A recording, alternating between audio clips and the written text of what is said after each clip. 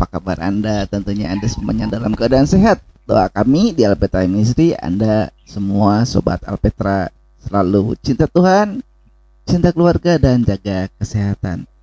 Sobat Alpetra, pada kesempatan hari ini kembali lagi Bapak Pendeta Heri akan membagikan sesuatu yang pastinya sangat berguna. Bukan hanya sekedar wawasan Kristen kita bertambah, tetapi ini adalah solusi. Karena di Alpetra Ministry bukan sekedar deskripsi, tapi solusi. Yuk, nggak usah berlama-lama lagi. Langsung saja kita menikmati berkat yang akan dibagikan oleh Bapak Pendeta Heri. Shalom Bang. Shalom. Salam, selamat malam sahabat Alpetra.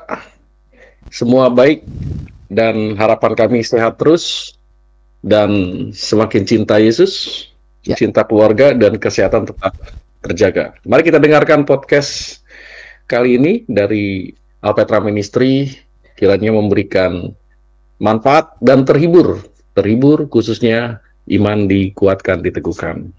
Amin. Selamat menyaksikan. Iya, wah. Selamat malam. Sobat Alpetra, ini topiknya menarik ya. Pasti ada Sobat Alpetra yang sudah nonton juga ya, atau melihat atau pernah mendengar. Katanya Yesus itu dituhankan oleh sebuah konsili gitu. Ada yang bilang Yesus itu dituhankan oleh murid-muridnya, dituhankan oleh si A, si B. Mana bisa begitu? Iya, kalau saya yang ngomong ya. Nah, kita dengar penjelasan dari Bapak Pendeta Heri. Bang, silakan Bang, dijelaskan Bang. Ini gimana nih Bang? Memang isunya nggak logis ya, dan juga tidak sesuai dengan bacaan-bacaan atau yang terpapar di dalam Alkitab. Ya. Semua mengambil referensi-referensi yang di luar Alkitab.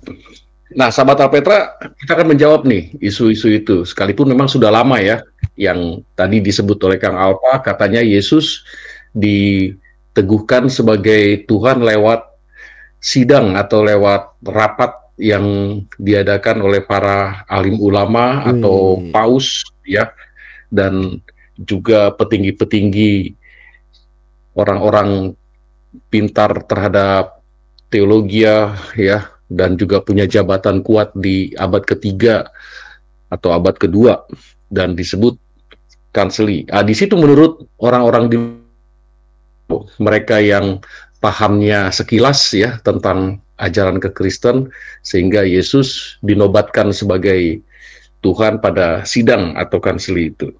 Nah, perlu kita ketahui nih sahabat Petra dan pemirsa pendengar, kanseli itu berarti sidang ya, atau yang kita kenal di era sekarang oleh kelompok tertentu keagamaan disebut muktamar gitu ya, atau disebut juga sebagai sidang resmi para uskup atau pemimpin-pemimpin gereja, ordo dalam konteks itu. Mereka mewakili dari berbagai macam denominasinya atau alirannya ya, mungkin dari ortodok ya, atau mungkin dari aliran lain di era itu ya. Dan umumnya mereka dicurati atau dipanggil oleh para paus ya, oleh paus pemimpin gereja untuk membicarakan masalah keilahian, kemanusiaan atau Tritunggal, sekitar doktrin yang dimana saat itu sudah tidak ada lagi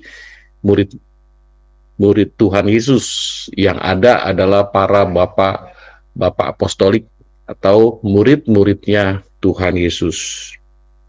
Nah, ada banyak kanseli ya. Yang pertama itu kanseli Nisea ya, tahun 325, bicara tentang Tritunggal ya, kayak rapat-rapat gereja lah ya. Misalnya gereja A mengadakan rapat ya, rapat tentang manajemen gereja, rapat tentang isu-isu global terkait kebangsaan ya, dan juga masalah yang disepakati atau yang akan diemendemen tentang manajemen gereja, administrasi gereja, keanggotaan gereja, jabatan gereja. Seperti itulah kira-kira rapat di tahun 325, Nisea tahun 451, Kanseli Kalsedon ya, Kanseli Efesus 381 sebelum Kalsedon, sampai kanseli-kanseli selanjutnya ya di abad 16 dan seterusnya. Apakah sekarang juga ada kanseli-kanseli ya, kesepakatan sinode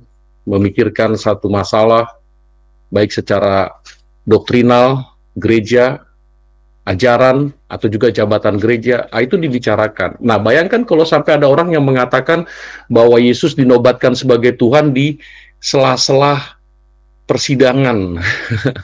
Ya, tidak ya. Alkitab sudah cukup kuat menjawab bahwa Yesus itu sebagai pribadi kedua yang ditentukan oleh Bapaknya ya, yang ditetapkan sebagai penebus, Mesias, juru selamat satu-satunya.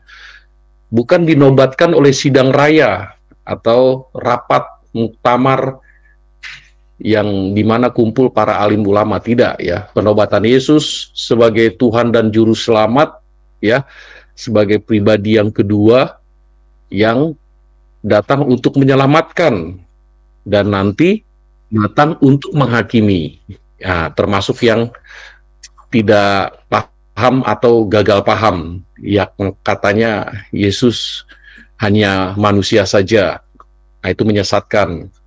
Yang katanya Yesus hanya nampak ilahi saja, itu pun menyesatkan. Yang katanya ya, Yesus dinobatkan oleh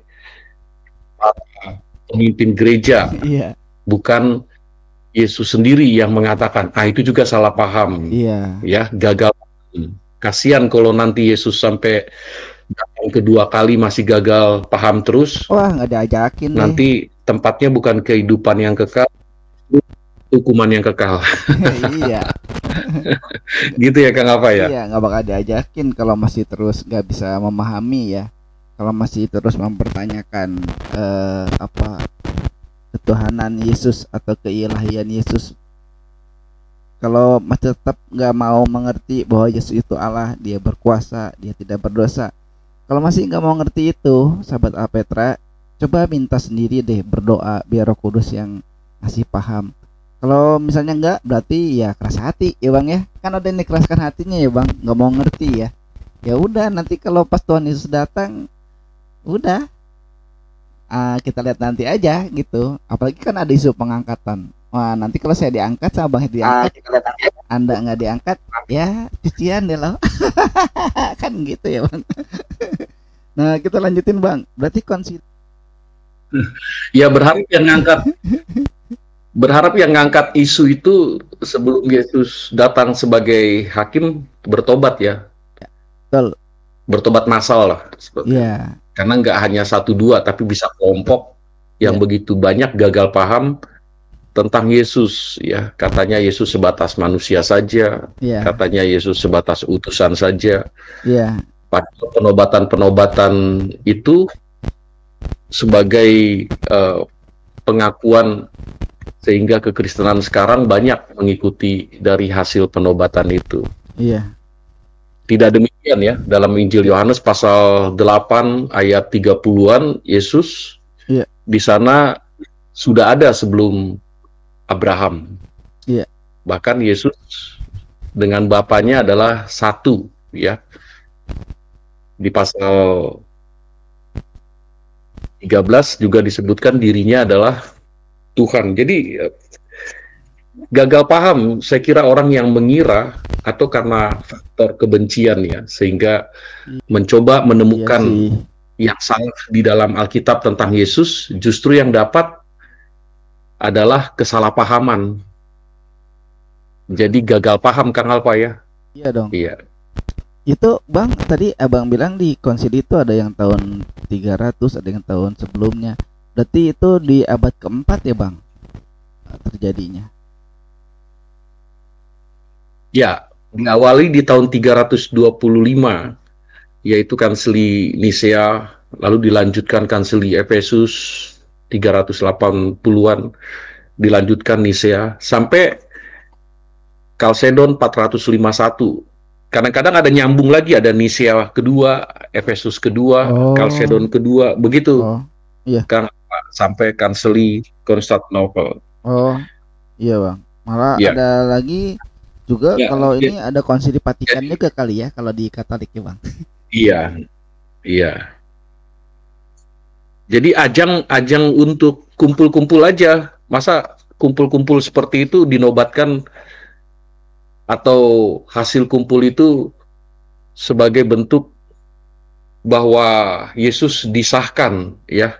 Padahal jauh sebelumnya atau sebelum dunia dijadikan, Yesus adalah Sang Firman itu sudah ada sebelum dunia dijadikan. Iya Bang. Ah, Sebelum bumi berbentuk, Yesus sudah Tuhan karena dia Sang Firman.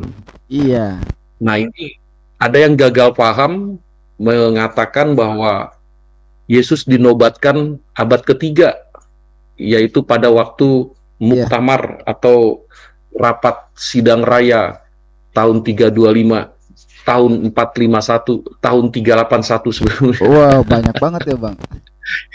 Jadi dinobatkan. Masa Tuhan dinobatkan secara Iya, gerombolan, ya, secara uh, serentak oleh manusia, ya.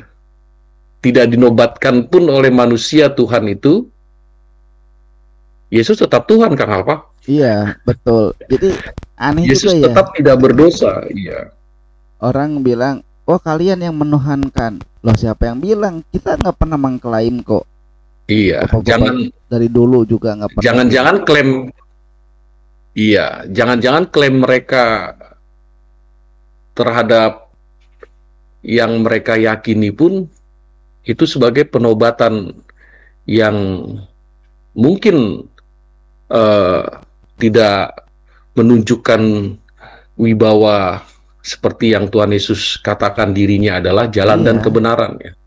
Iya. iya gitu. Jadi Penobatannya berdasarkan experience-nya, Kang Alpa, iya, perasaannya iya yang betul. merasa dirinya benar atau itu sudah benar, ya.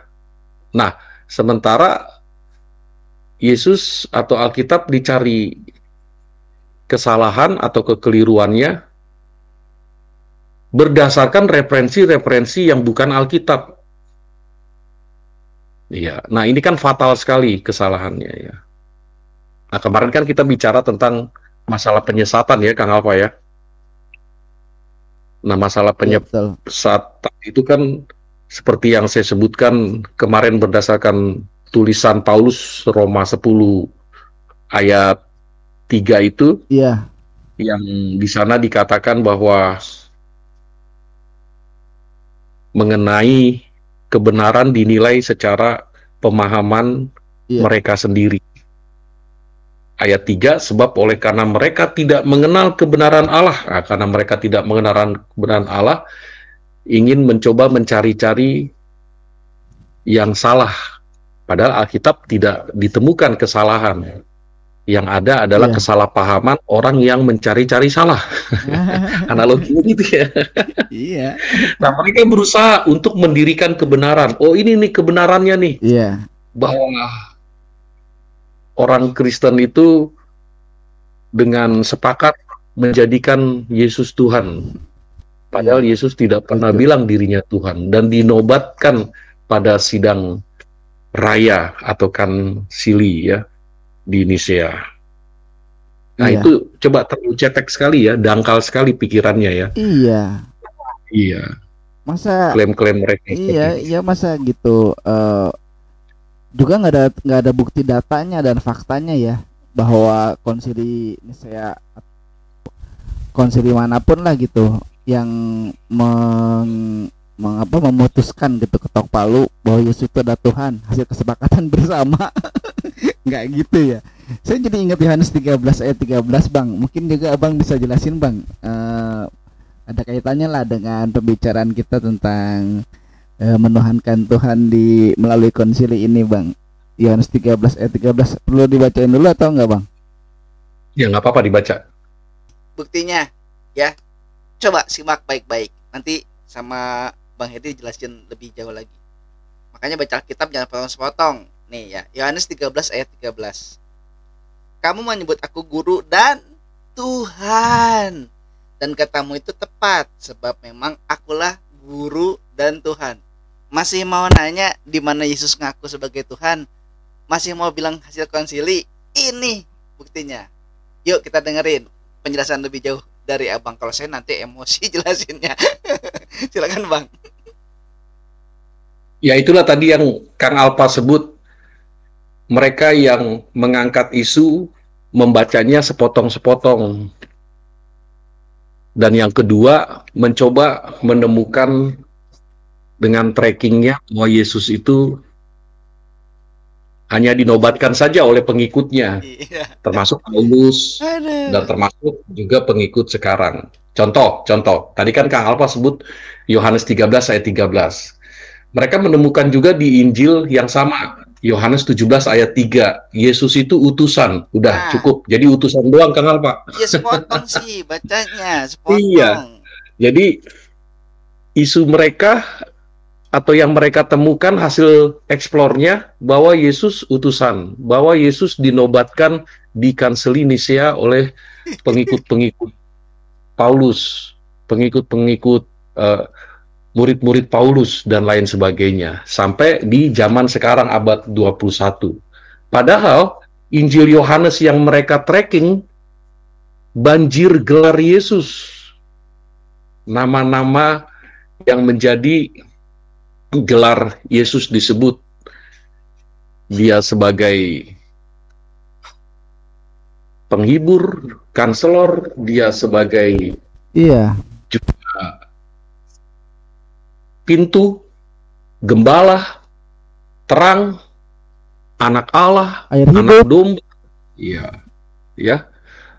Dan dia juga pembawa damai, ada banjir gelar. Jadi tidak sekedar utusan. Nah, ketika dibilang bahwa Yesus sebatas yang dipikirkan mereka, karena mereka tidak membuka hati untuk menerima kebenaran, tapi justru membangun kebenaran mereka sendiri.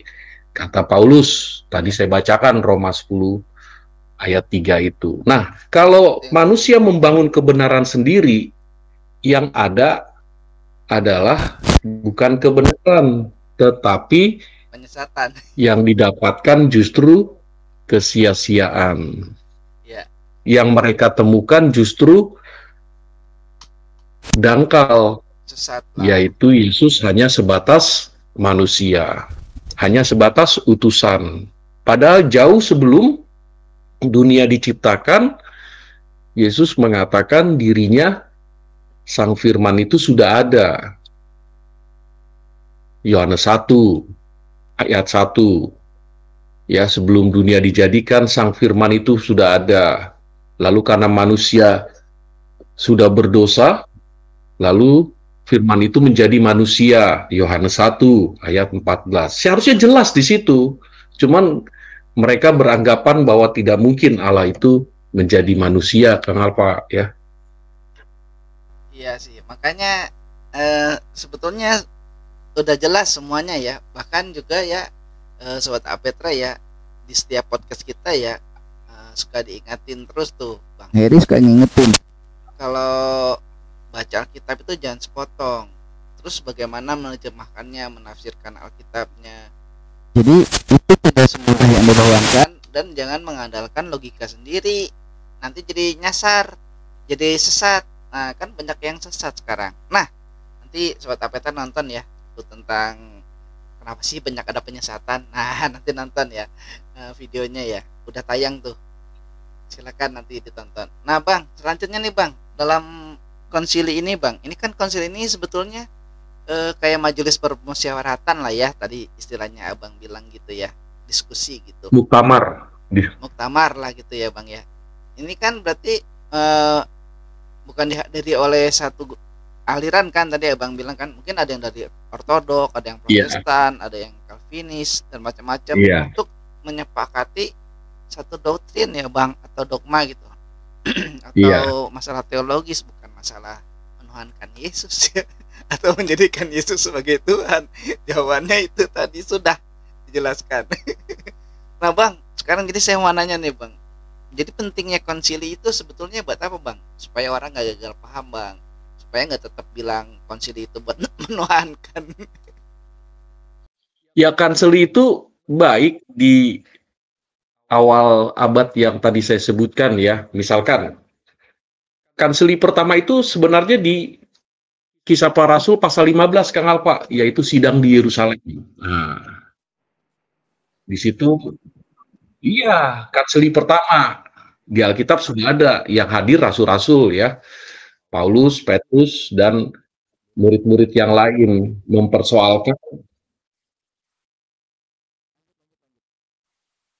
mempersoalkan masalah makanan yang dipersembahkan, masalah darah, masalah orang-orang Yahudi yang sudah hidup di dalam Yesus tapi masih mengikuti tradisi Taurat. Nah, di sana dilakukan sidang. Nah, itu konsili ya, konsili pertama sebenarnya ya. Lalu seharusnya mereka yang gagal paham ini ya, kelompok yang di era sekarang gagal paham, nanya dong kepada kita ya, bahwa konsili pertama itu di Alkitab itu yaitu di Yerusalem, Kisah Rasul pasal 15, dan dihadiri para murid, dan murid-murid adalah rasul Tuhan Yesus berdasarkan Lukas 6 ayat 11 dan 12, dan diberi kuasa ya.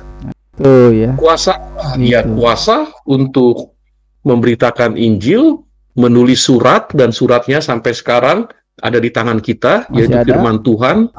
Sudah di kanon ya, kepada mereka dipercayakan firman Tuhan, Roma 3 ayat 2. Nah, dengan demikian, kalau sekarang ada lagi kansili-kansili, Kang Alfa, bagus sejauh itu berdasarkan yang sudah di kanon ini, 66 kitab terkait dengan doktrin, ajaran. Tetapi kalau ada kansili-kansili yang memang maksudnya bagus untuk ngumpul para pengikut Tuhan, pemimpin gereja, melahirkan kembali ajaran yang tidak sesuai dengan Alkitab, itulah yang kemarin kita bahas, penyesatan, Kang Alfa.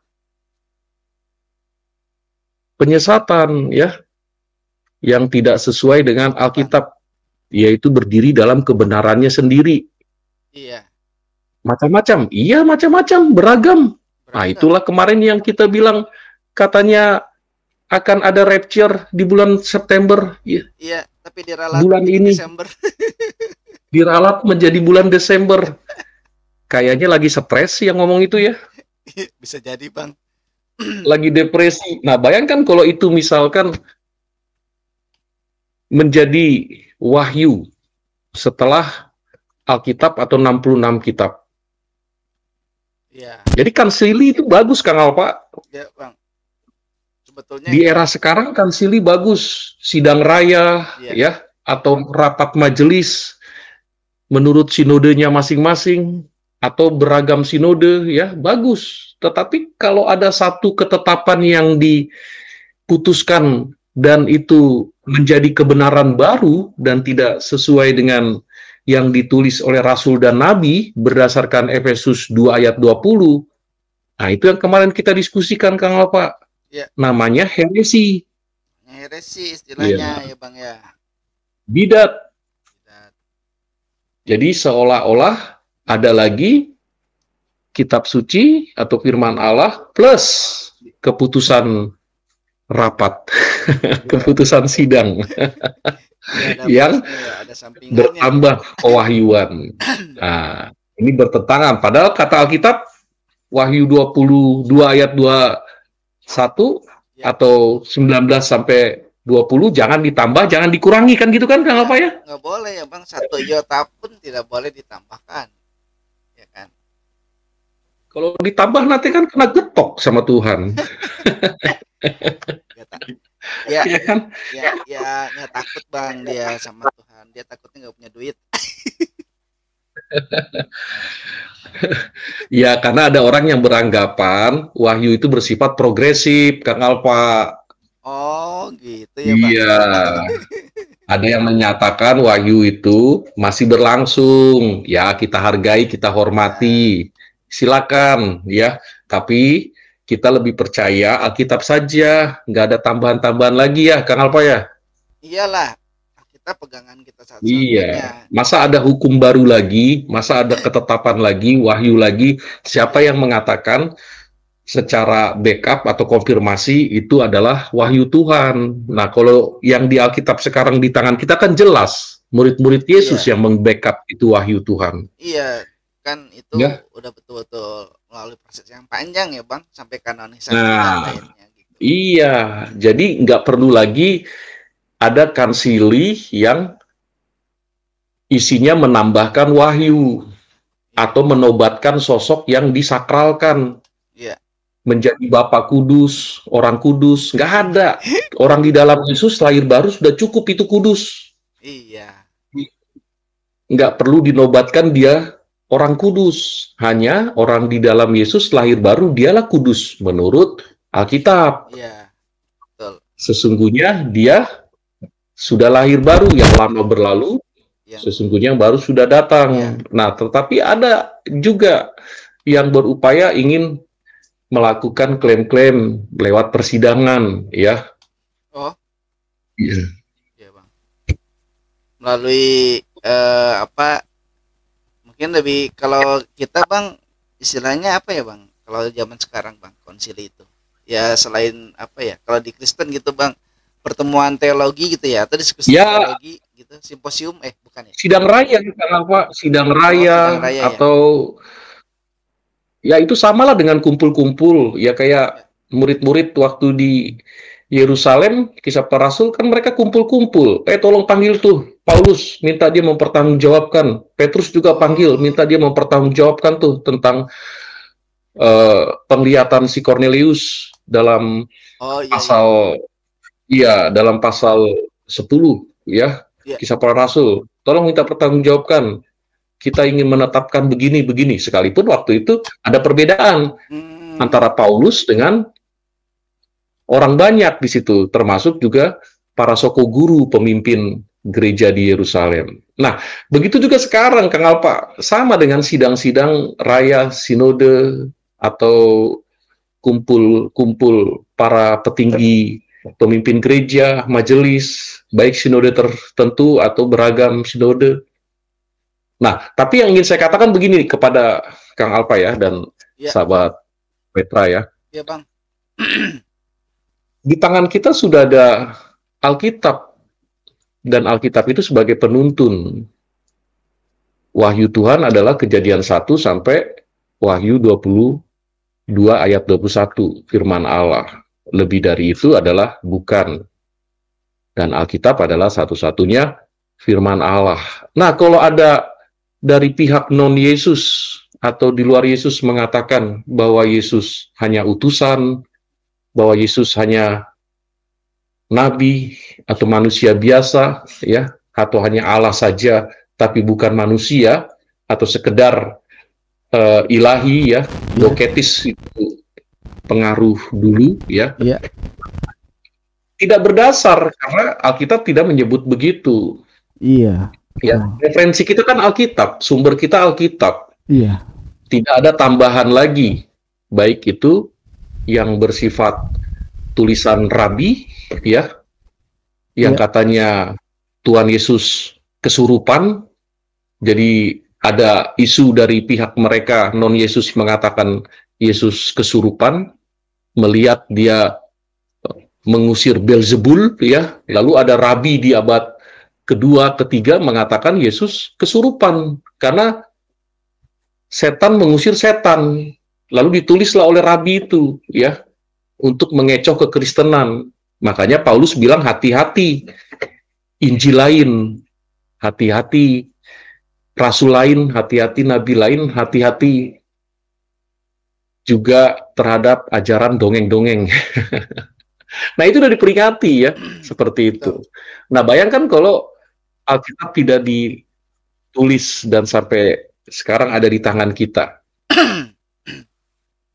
Alkitab sudah ditulis aja dan sekarang sampai dia ada di tangan kita, masih saja ada orang yang menambahkan wahyu baru. Masuk. Apalagi nggak pernah ditulis atau nggak pernah diterjemahkan. Iya. keblinger dan liar ya. Ditambah lagi orang-orang yang membenci Yesus. Iya. Yang tadi isu itu muncul, katanya Yesus dinobatkan, Iya. ya, dinobatkan oleh pengikut-pengikut Paulus atau oleh kansli. Bapaknya menobatkan iya, karena ditunjuk langsung, ya, sebagai pribadi yang menyelamatkan. Nanti pribadi yang menghukum, menghakimi. Nah, makanya nih ya, catat itu. Teman-teman yang belum terima Yesus, yang belum mengaku Yesus sebagai Tuhan dan Juru Selamat, dan itu pasti nggak rugi, ya. Nanti kalau Tuhan Yesus sudah datang, kita dihakimi, bukannya tempat kekal yang kita dapatkan di surga, tetapi kekal di tempat penghukuman, gelap gulita, penuh dengan api, kertak gigi.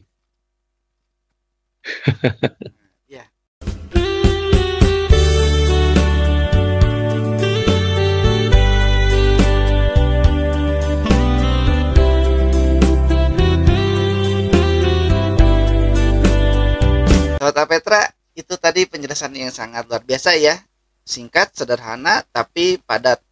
Nah, sebelum menutup, seperti biasa kita dengarkan dulu closing statement dari Bang Heri. Silakan Bang.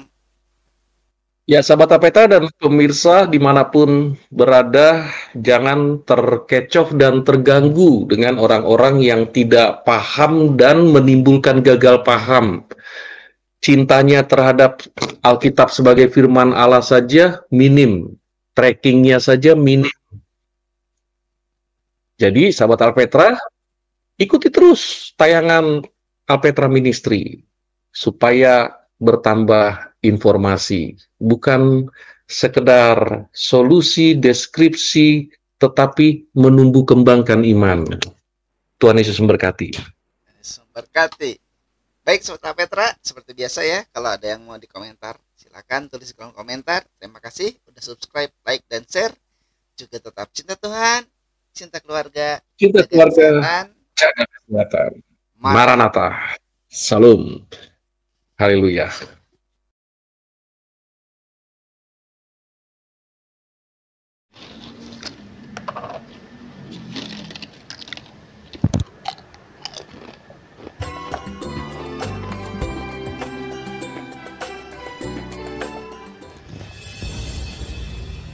Ganggu aja, lagi nonton Alpetra nih, tolong jangan diganggu, sorry ya, lagi serius. Situ nonton juga nggak, udah nonton Alpetra, jangan ditunda lagi, banyak pengajaran. Ayo subscribe ya. Jangan lupa makan, sambil makan keripik, sambil dengerin didikan, sambil dengerin konten, sambil dengerin pengajaran. Ayo lanjut. Jadi di situ saya kenal itu doang, karena dibawa sama